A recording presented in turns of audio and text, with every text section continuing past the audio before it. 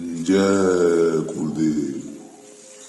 यादों के झरोखे से घटना सन 1955 की है।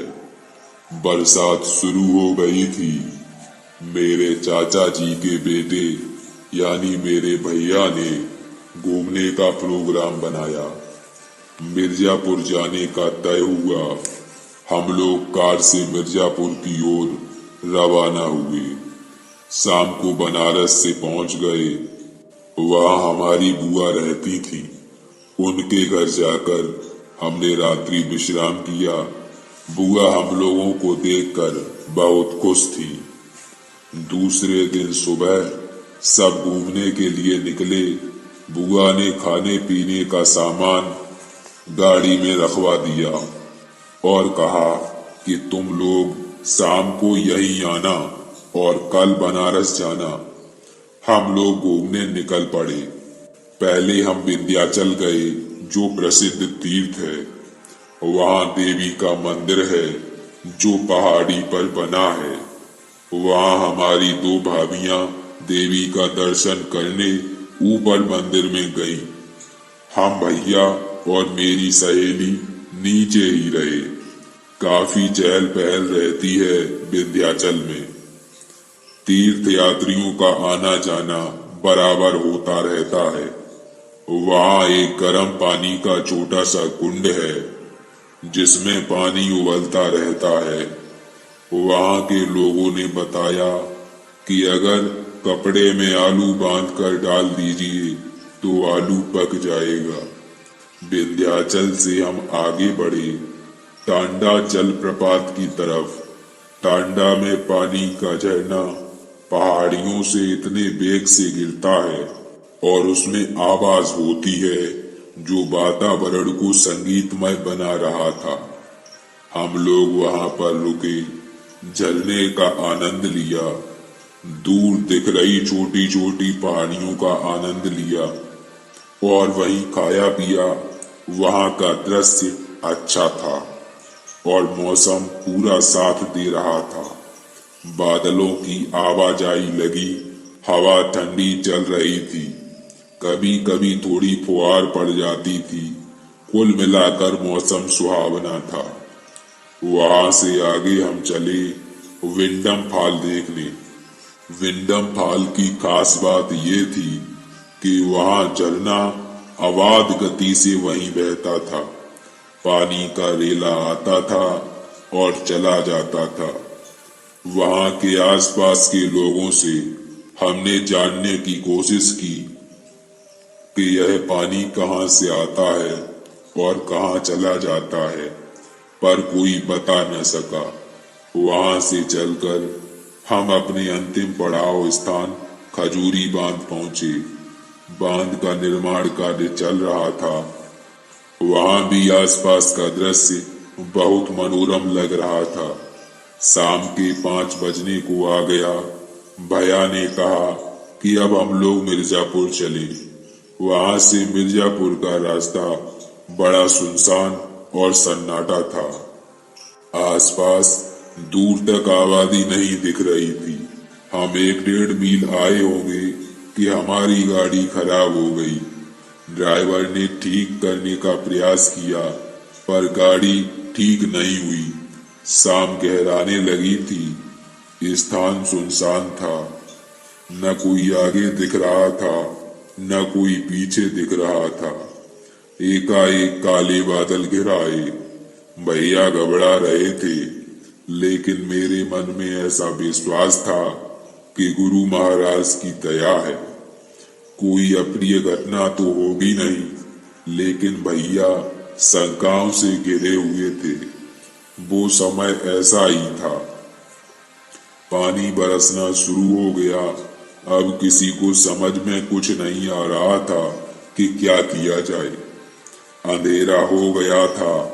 अचानक सड़क के दूसरी तरफ एक छोटी सी गुमटी दिखाई पड़ी जिसमें एक अधेड़ आदमी लालटेन जलाए बैठा था। लगता था कि वो पान बीड़ी सिगरेट की गुमटी होगी। मैंने भैया से कहा कि चलकर गुमटी वाले से पूछा जाए। मैं और भैया गुमटी के पास गए। भैया ने पूछा कि भाई आसपास कोई बस स्टेशन या रेलवे स्टेशन है। उसने पूछा कि कहाँ जाना है।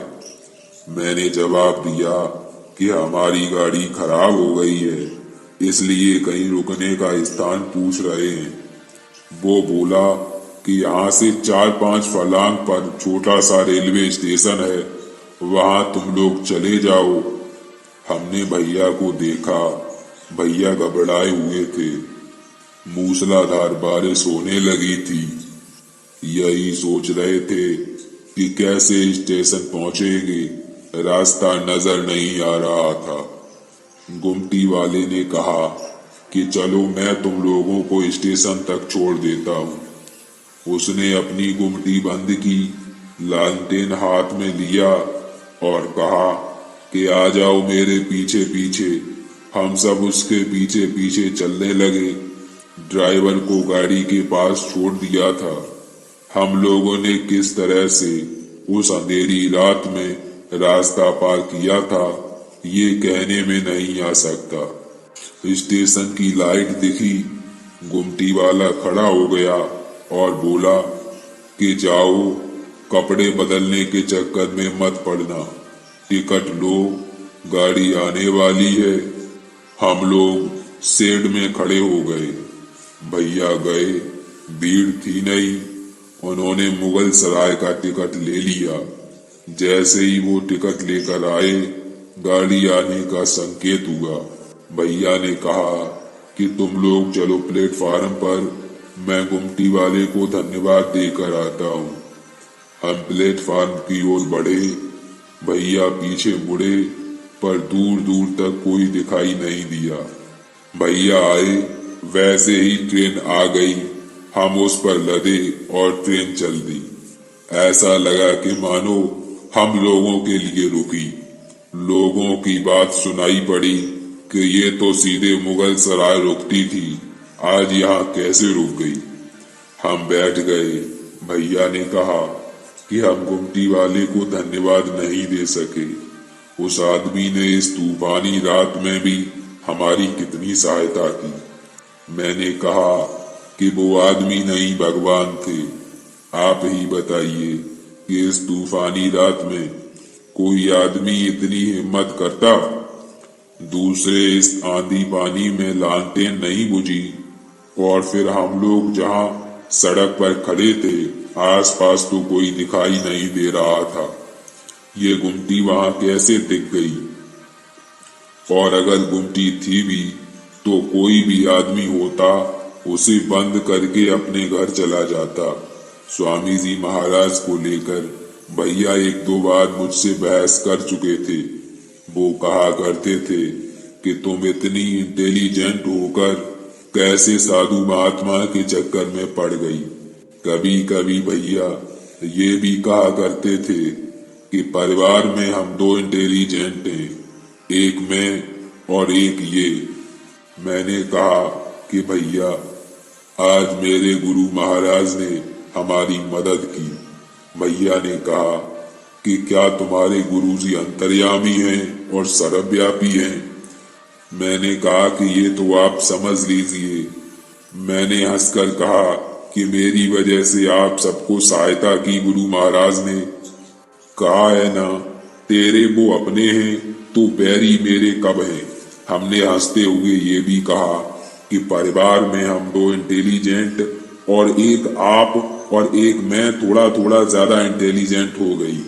भैया चुप रहे, फिर कभी हमसे बहस नहीं की। जय गुरुदेव।